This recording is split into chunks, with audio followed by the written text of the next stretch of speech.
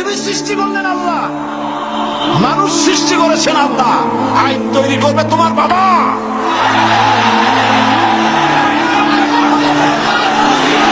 আইন তৈরি করবে কে? কে তৈরি করবে? আল্লাহ রাব্বুল আলামিন আইন তৈরি করবেন। আরেকটি জিনিস লক্ষ্য করুন, এই পৃথিবীতে থামুন, এই পৃথিবীতে একটা গাধার তৈরি করা আইন আর একটা গাধাই কিন্তু মানে না, ঠিক কিনা? একটা ষাঁড় আর একটা ষাঁড়ের আইন মানে না। গ্রামে দেখেন না, বিলের মধ্যে অনেক ষাঁড় ঘুরে বেড়ায়।